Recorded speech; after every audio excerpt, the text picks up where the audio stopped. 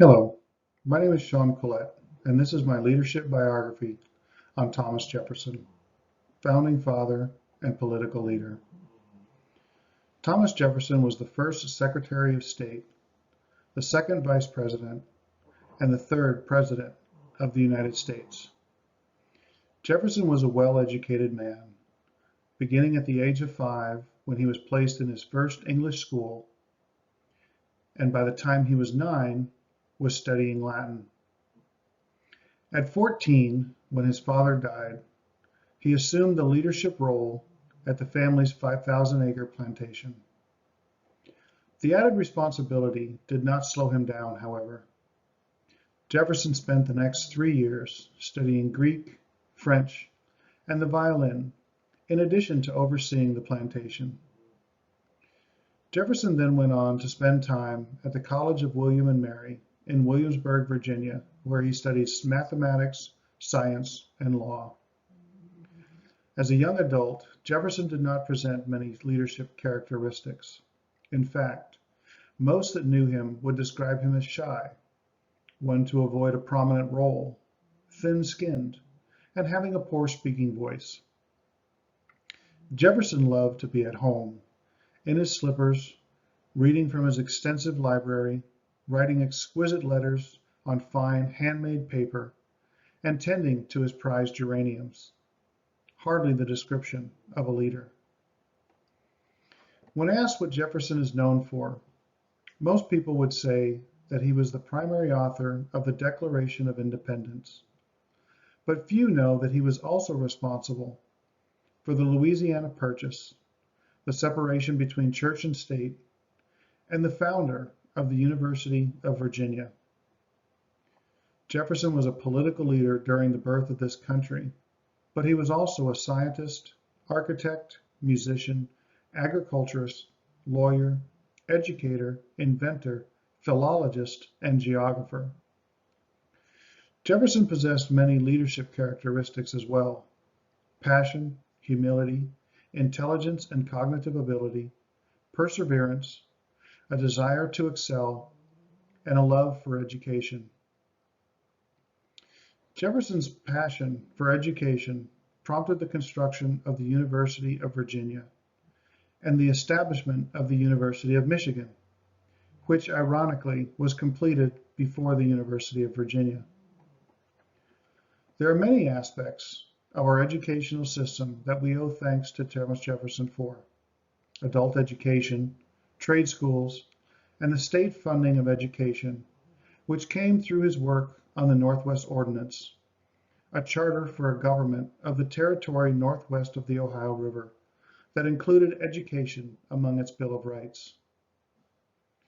Jefferson believed that religious freedom was an absolute right, and its exercise was a matter of private conscience, an idea that was unheard of at the time. Jefferson used his position in the House of Delegates to seek comprehensive reforms, and during 1786, Jefferson's bill for religious freedom was finally enacted. It is in this act that we can see Jefferson's visionary family motivational trait of make an impact. There is one trait that may have helped him become the leader we know today. He recognized the value of followership and had the patience to be a student in it. Jefferson learned that a wise follower accepts that their best efforts may not be needed or expedient in each situation, yet they continue to make significant contributions because they want what is best for the organization. Followership allowed Jefferson to develop patience, a trait that is equally as important as any of the other leadership traits. Patience is required to prevent leaders from making rash decisions or rushing into a situation.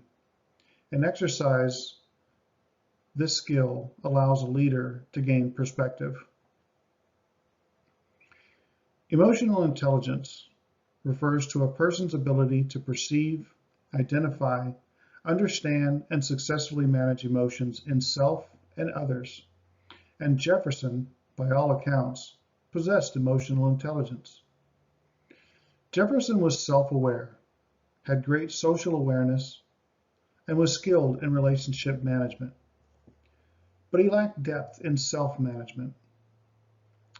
Jefferson was thin-skinned, acutely sensitive to personal slights, and found nothing so goading as to be contradicted in public by his wife.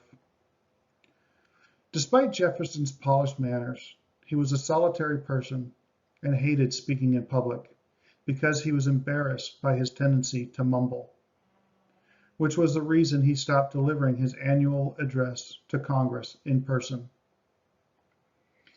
Thomas Jefferson also embodied the tenets of courage with every act he performed during the development of these United States. His ownership in the organization that is this country can be seen clearly when you look at what he received for his efforts. Jefferson lived his adult life as a public servant, an actual position of servitude for the greater good, and taken out of a sense of duty, and he died in poverty as a result of it. In conclusion, the leadership of Thomas Jefferson was demonstrated through many accounts of his personal and political life. While historical figures are captured in fragments surrounded by historical events, leaders will always show their traits. Leadership is not something that can be stifled by the passage of time or even in a life that's recorded in fragments. Thomas Jefferson, a true leader, acted as a leader, performed tasks as a leader, and any record of those tasks will illustrate that leadership. Thank you.